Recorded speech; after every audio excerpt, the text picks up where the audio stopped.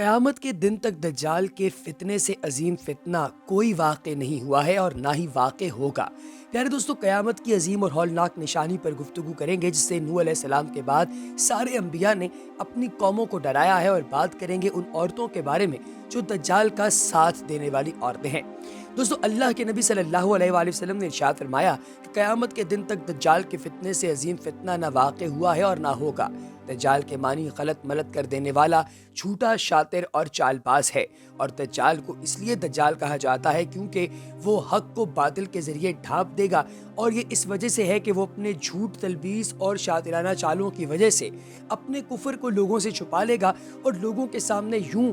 وہ ڈپکٹ کرے گا جیسے وہ بہت ہی زیادہ عجیب و غریب قسم کی سچویشن کے اندر مسلمان پیدا ہوا ہے۔ انگور کی مانند ہوگا وہ، لیکن لوگوں کی سامنے وہ اس طریقے سے پیش آئے گا جیسے وہ شراب ہے۔ دوستو، وہ بانجھ ہوگا، اس کی کوئی اولاد نہیں ہوگی، اور اس کی آنکھوں کے درمیان لفظ کافر لکھا ہوگا، جسے ہر مسلمان پڑھ لے گا، خواہ وہ لکھنا یا پڑھنا جانتا ہے یا نہیں جانتا، جبکہ کافر اور بدبخت لوگ اس کی صفات کو جاننے کے باوجود بھی اسے نہ پہچان سکیں گے اور اس کے فتنے میں پھنس جائیں گے۔ صحابہ کرام رضوان اللہ تعالی علیہم اجمعین نے وہ فتنہ دجال سے بے شمار پناہ مانگی ہے، اور بے شمار صحابہ کی حدیث جو روایت انہوں نے کی ہیں وہ اس حوالے سے موجود ہیں۔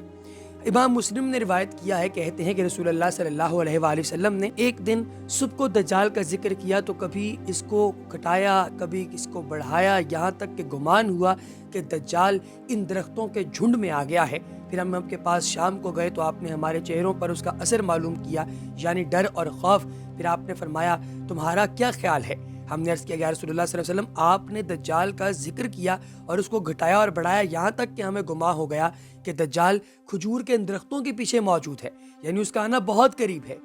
دوستو، دجال جب آئے گا تو سب سے زیادہ اس کی جو سپورٹ ہوگی وہ عورتیں کریں گی، کیونکہ عورتیں اس کے فتنے میں آنے والی پہلی ہوں گی۔ یہ کوئی بھی شخص جان سکتا ہے کہ حقوق نسواں کے نام پر عورتیں جس قدر بے حیائی، بدکاری، فحاشی اور مکاری کو اپنا رہی ہیں، وہ کسی بھی باشعور انسان کے لیے لمحہ فکریہ ہے، اور جو صاحب ایمان ہیں وہ اس دستک کو بخوبی سمجھ سکتے ہیں، ساتھ ہی مسلم معاشرے کو اس تباہی سے آگاہ بھی کر رہے ہیں، کیونکہ دنیا بھر میں جو زمین اور زر اور نام و نمود کا فتنہ پھیلا ہوا ہے، وہ اس خوفناک تباہی کا ساز و سامان ہے۔ یہاں زمین، زر سے مراد زنا، قتل اور غارت گری ہے۔ تو یہ عورتیں جو ہیں یہ دجال کے ساتھ